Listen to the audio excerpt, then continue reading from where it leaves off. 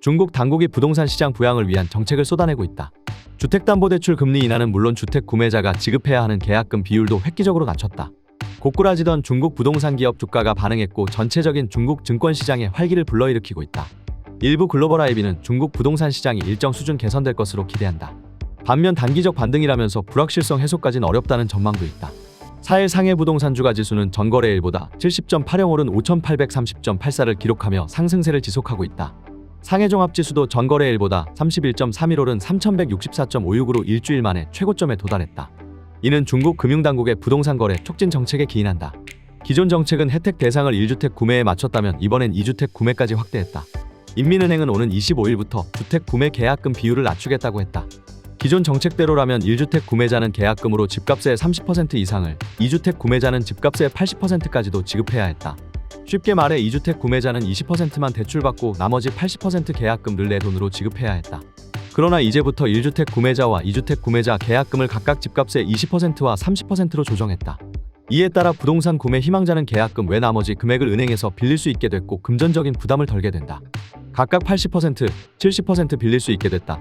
또 인민은행은 주택담보대출에 대한 금리 인하 방침도 밝혔다. 2주택 구매자에게 적용했던 대출 우대 금리에 0.6%포인트를 더했던 기존 가상금리를 0.2%로 하향 조정했다. 또한 도시별 주택 구매 제한에 따른 차등도 폐지했다. 중국 당국이 자국인의 얼어있는 구매 심리와 더불어 경직된 부동산 시장에 활기를 불어넣기 위해 할 수 있는 모든 정책을 쏟아부은 것으로 보인다. 이밖에 위안화 절하 방어를 위한 대책도 세웠다. 인민은행은 오는 15일부터 금융기관의 외화지급준 비율을 6.0%에서 4.0%로 인하하기로 했다.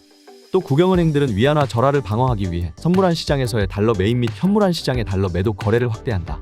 중국 당국의 부동산 시장 부양책에 일부 글로벌 IB는 긍정적인 전망을 내비치고 있다.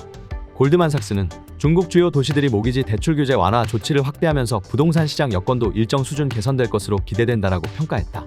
시티는 중국 당국이 부동산 시장 부양책을 확대하는 등 성장 정책 노력이 가속화되는 한편 중국의 경기 사이클이 저점에 거의 근접하면서 향후 자산 가격도 반등할 가능성이 제기된다라고 기대했다. 그러나 단기적인 효과에 불과하다는 분석도 상존한다. 자산관리회사 나티시스는 비구이 위안이 부채 상환을 연장할 수는 있겠지만 당분간 중국 부동산 개발 기업들의 불확실성이 해소되기는 어려울 전망이다라고 내다봤다. 이날 비구이 위안은 채권단 표결을 거쳐 39억 위안 한화 약 7천억 원 규모의 위안화 회사채 상환 기한을 2026년으로 연장했다고 밝혔다. 이번 긴급 조치로 디폴트는 피했지만 지난 7일 지급했어야 할 297억 규모의 달러 채권 2종의 이자를 아직 해결하지 못했다. 심지어 오는 10월부터 내년 초까지 채권 만기가 줄줄이 다가오며 내년까지 갚아야 할 채권 원리금 총액은 157억 200만 위안, 한화 약 2조 8천억 원에 달하는 것으로 알려졌다. 글로벌 신용평가사 무디스는 비구이 위안 신용등급을 CAA1에서 CA로 하향 조정했다. 피치는 중국 국가신용등급을 A+로 유지하면서도 국가 채무 증가세에 대한 우려를 표명했다.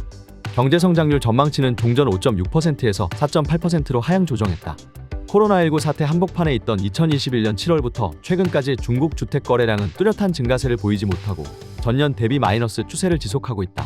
상해 종합지수와 부동산 지수는 최근 비구이 위안 사태를 기점으로 하락세를 보이다가 살짝 상승 전환했다. 노무라는 중국 정부가 경제성장을 유지하기 위해 다양한 부양책을 도입하고 있으나 시장의 분위기를 개선하기에는 역부족인 것으로 판단한다면서 주식시장과 부동산 시장 등에 대한 부양책을 강화했지만 효과는 지속적이지 못할 것으로 예상한다라고 평가했다. 파이낸셜 타임스도 중국 소비자들의 경제 심리가 개선되지 않으면서 디플레이션 국면에서 내구재, 주택 및 여행 서비스 등에 대한 지출이 둔화하고 있다라고 분석했다.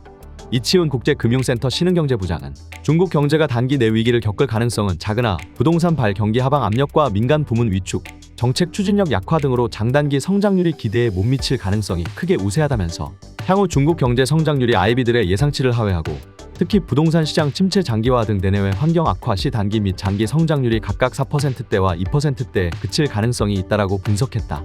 올해 기존 중국 경제 성장률 예상치는 5.1%, 2023에서 2025년 평균 4.5%였다.